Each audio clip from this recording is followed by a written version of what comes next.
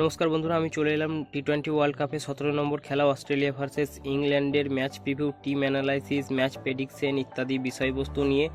তো এটা হচ্ছে ওয়ার্ল্ড কাপের সবচেয়ে বড় টুর্নামেন্ট, একটা গ্রুপ লিগের। তো চলুন দেরি না করে আজকের ভিডিও শুরু করা যাক। তো প্রথমেই আমরা ভেন্যু বা স্টেডিয়াম নিয়ে কথা বলব। Kensington Oval, Bridgetown, Barbados, ইউএসএতে খেলাটা হবে। তো এখানে যদি টোটাল ম্যাচ নিয়ে কথা বলি, 27টা ম্যাচের মধ্যে ফার্স্ট ব্যাটিং কিন্তু 17টা জিতেছে এবং সেকেন্ড ব্যাটিং 8টা, এবং একটা বৃষ্টির কারণে রেজাল্ট হয়নি এবং একটা টাই হয়েছে। তো এখানে কিন্তু টস একটা বড় ফ্যাক্টর হতে চলেছে। যে টিম টসে জিতবে তাকে কিন্তু ফার্স্টে ব্যাট করার সিদ্ধান্ত নিতে হবে। তো অ্যাভারেজ স্কোর যদি আমরা কথা বলি, এখানে কিন্তু 150 অ্যাভারেজ স্কোর, সর্বোচ্চ হাইয়েস্ট স্কোর কিন্তু 90 এবং সর্বোচ্চ লোয়েস্ট স্কোর কিন্তু 90 এবং হাইয়েস্ট স্কোর কিন্তু 190। আমি একটু ভুল বলেছিলাম। তো 190 হাইয়েস্ট স্কোর, লোয়েস্ট স্কোর শুধু 90। তো ঘুরে ফিরে কিন্তু টস একটা বড় ফ্যাক্টর হতে চলেছে। টসে কিন্তু জিততে হবে ক্যাপ্টেনকে এবং সিদ্ধান্ত নিতে হবে কিন্তু ফার্স্টে ব্যাট করার। তো লাস্ট 3টে ম্যাচের কথা বললে অবশ্যই কিন্তু ফার্স্ট ম্যাচটা স্কটল্যান্ড ভার্সেস ইংল্যান্ডের খেলায় কিন্তু বৃষ্টির কারণে হয়নি, কিন্তু স্কটল্যান্ড ভালো শুরু করেছিল, ইংল্যান্ডকে নাস্তানাবুদ করে দিচ্ছিল। তো সেকেন্ড ম্যাচটা কিন্তু স্কটল্যান্ড 5 উইকেটে নামিবিয়াকে হারায়। সেখানে কিন্তু পেসাররা এগিয়েছিল 8টা উইকেটে এবং স্পিন কিন্তু 5টা। এবং তৃতীয় ম্যাচে কিন্তু অস্ট্রেলিয়া 39 রানে ওমানকে হারায়। সেখানে কিন্তু পেসাররা 11টা উইকেট নিয়েছিল দুটো ইনিংস মিলিয়ে, এবং স্পিন কিন্তু তার তুলনায় অনেক কম, 1% মোটামুটি বলতে গেলে দুটো উইকেট নিয়েছিল।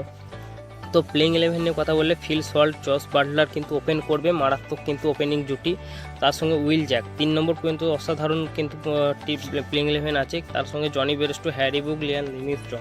দেখে তো অনেক বড় নাম মনে হচ্ছে, কিন্তু তারা কিন্তু অবশ্যই ফর্মে নেই, সেই রকমভাবে ফর্মে নেই। তার সঙ্গে কিন্তু মিডিল অর্ডারে মঈন আলী, ক্রিস জর্ডান তাদের হাতে দায়িত্ব থাকবে, এবং বোলিং ডিপার্টমেন্ট কিন্তু জোফরা আর্চার, আব্দুল রাশিদ, মার্ক উড তাদের হাতে কিন্তু দায়িত্ব থাকবে বোলিং ডিপার্টমেন্টে।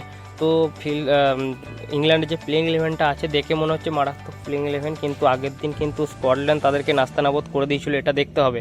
তার কারণ Phil Salt, Jos Buttler, Will Jack এই 3জন ব্যাটসম্যান ছাড়া কিন্তু সেরকমভাবে তারা মানে কোনো প্লেয়ার কিন্তু খেলতে পারছে না। জোফরা আর্চার যাকে ভেবেছিলাম অসাধারণ পারফরমেন্স করবে, সেও কিন্তু সেরকম ফর্মে নেই। তো স্টার্টিং ওভার নিয়ে কথা বললে, মঈন আলীর সঙ্গে ক্রিস জর্ডান এবং জোফরা আর্চার, মার্ক উড এই 4জন কিন্তু স্টার্টিংয়ে বল করবে, এবং ডেথ ওভারের দায়িত্ব কিন্তু থাকবে ক্রিস জর্ডান, জোফরা আর্চার, মার্ক উড। তো দেখার বিষয় হচ্ছে জোফরা আর্চার আজকে কেমন খেলে, ঘুরে দাঁড়াতে পারে কি পারে না অস্ট্রেলিয়ার বিরুদ্ধে।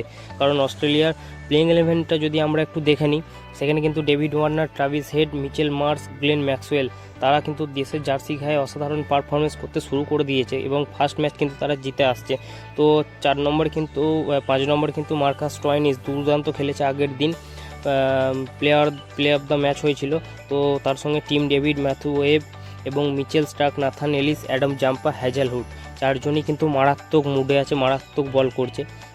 তো দেখার বিষয় হচ্ছে ইংল্যান্ডের প্লেয়াররা, ওপেনাররা কিন্তু কীভাবে হ্যাজেলহুড এবং মিচেল স্টার্ক এবং নাথান এলিসকে তারা সামলায়। তো টিম ডেভিড কিন্তু আমরা আইপিএলে দেখেছি কেমন খেলেছে, মারাত্মক কিন্তু প্লেয়ার ছিল। তো ডেভিড ওয়ার্নার সে কিন্তু আইপিএলে আবার কিন্তু একতরফা, মানে তার আইপিএল গেছে, সে কিন্তু একটু পারফরমেন্স করতে পারেনি, কিন্তু দেশের জার্সি গায়ে সে আবার বিধ্বংসী খেলা খেলছে।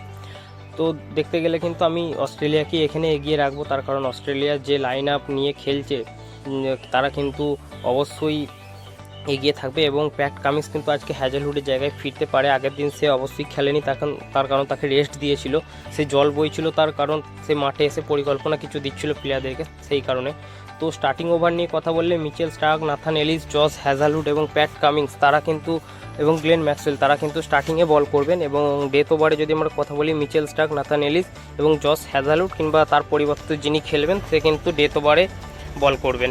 তো এই হলো প্লেইং 11 এবং স্টার্টিং ওভার। তো উইনিং পার্সেন্টেজ নিয়ে আমরা কথা বললে, অস্ট্রেলিয়াকে অবশ্যই এগিয়ে রাখবো 55%, তার কারণ অস্ট্রেলিয়া দুর্দান্ত খেলছে, এবং ইংল্যান্ডের প্লেইং 11 তো অনেক ভালো, কিন্তু তারা সেই পরিমাণ খেলতে পারছে না, ওই জন্য তাদেরকে কিন্তু আমি 45% পার্সেন্টেজ দিয়ে রাখলাম।